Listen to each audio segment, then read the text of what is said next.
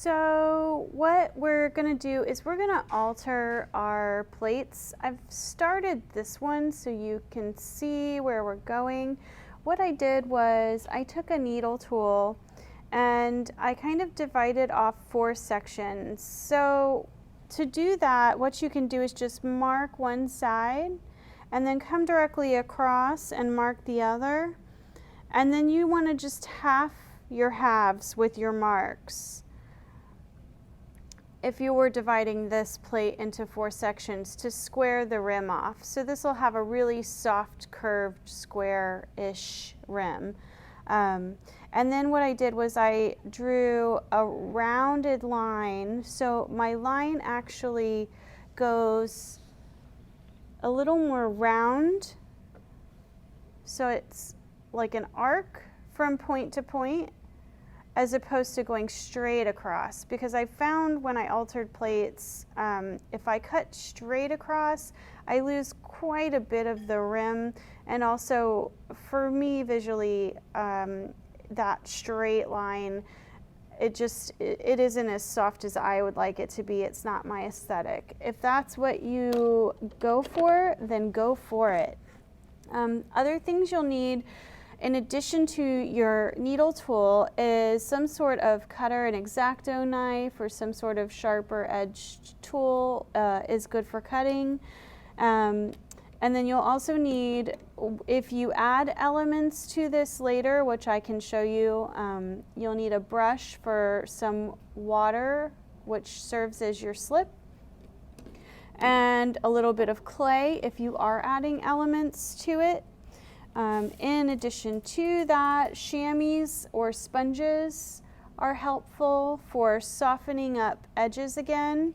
And then this tool is a tool that I made. I learned this little trick from a potter named Chandra Debus. Some of you know her.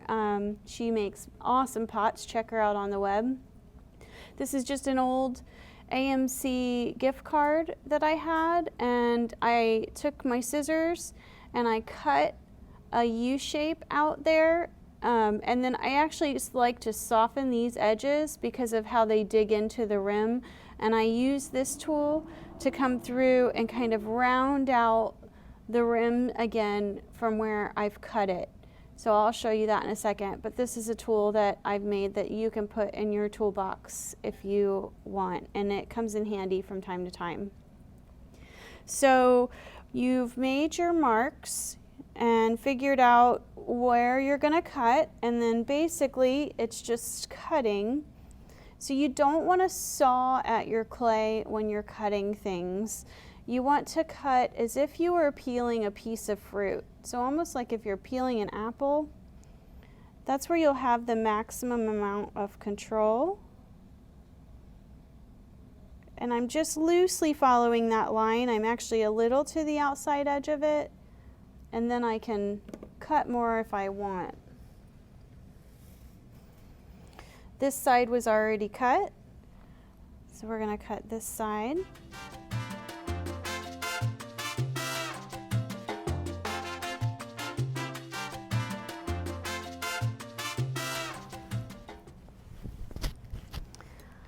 Okay, and then what I'll do is I'll take this tool now and kind of round that rim back out.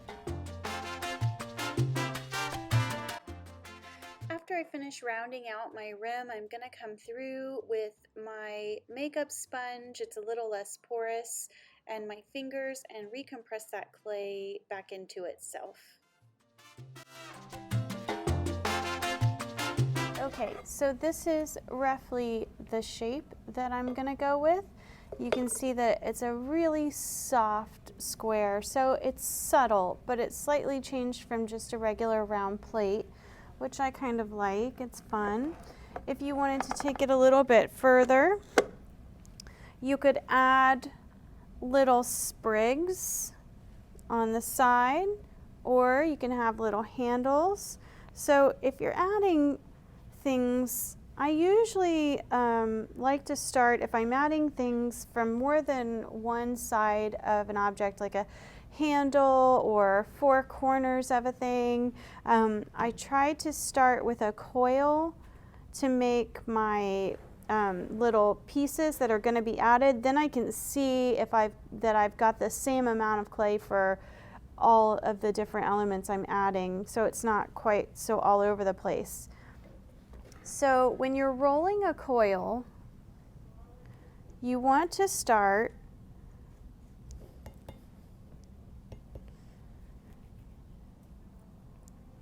with some fairly soft clay. If your clay's too dry, your coil's going to crack.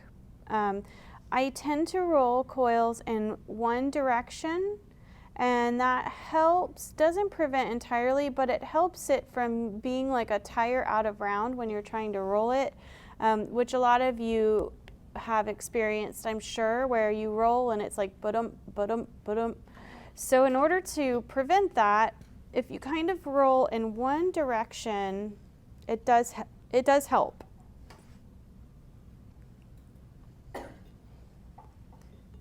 And then I usually tap down the edges too, because sometimes you'll get some funny little edges on the outside there, so I'll kind of tap those down as I go along.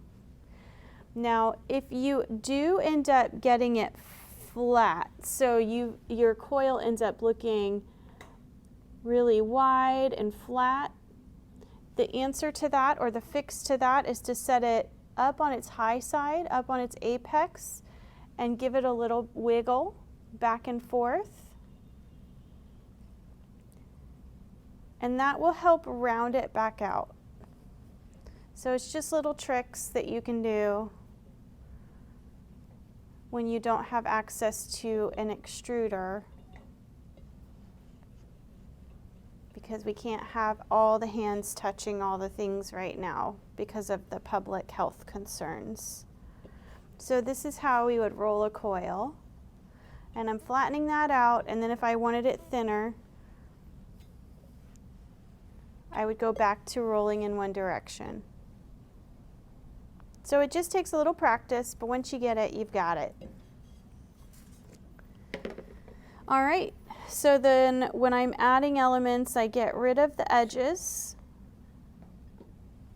And then I'm just gonna eyeball. I can cut all four pieces or all four corners off the same first one that I cut, and then I know they're all kind of uniform in size. I can set this to the side, and then if I decide that I don't like what I'm putting on here, I can come back and use that. Okay.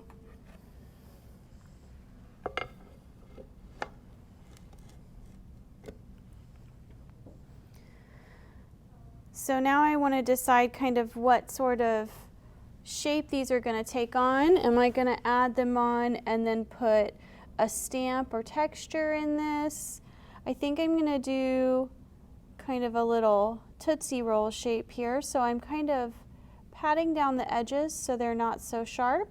And I'm also rolling them to a little more of a point so that they will make sense going into this rim, so they don't look like I stuck a Tootsie Roll on here, but they actually kind of blend in with the rim of the pot. So you can pinch those edges, or you can roll them in your fingers. It's up to you. I want the edges to be like little cones or tapered, and I want this part in the middle to be thicker.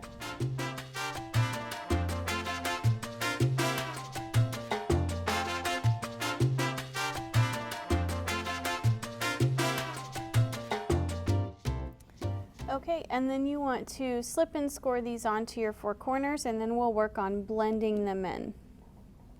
So you're going to score where it's attached.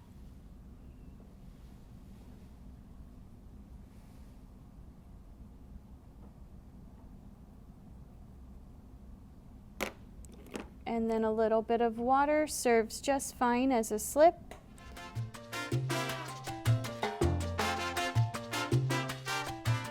Once you get all of your elements attached that you want to add, you're going to come back through with your sponge and your rib and work and compress those connections and blend them in really well.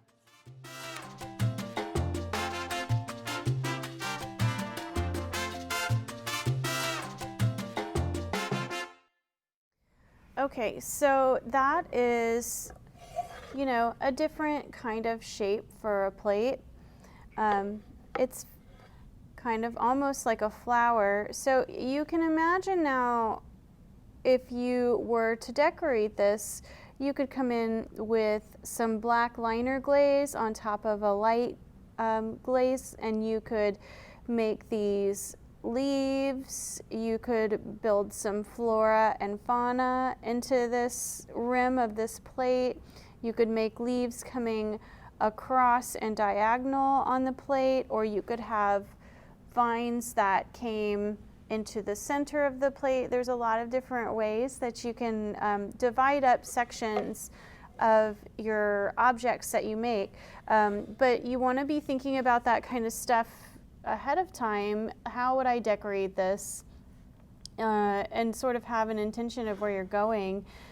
You could also, if decoration is not your thing and you're a dip and go or a spray and go person, you could put one layer of glaze down, and then you could dip these corners in another color. There are a lot of different ways you can decorate to kind of accentuate how you've altered. You also can alter in different ways. You can make cloud shapes on your rim, and that can be really interesting. You can cut just one side and leave the other side round so that it's more of an oblong sort of plate with one flat edge, and then build a handle off that. There's a lot of different ways you can go if you want to explore and play. Again, you can just leave your plates round. There is joy in everything that you do. So it's about the journey, and I encourage you to play around.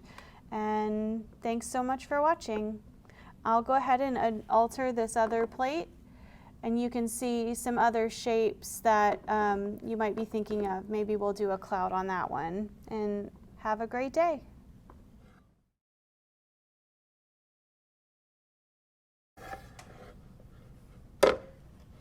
Domo arigato, Mr. Roboto.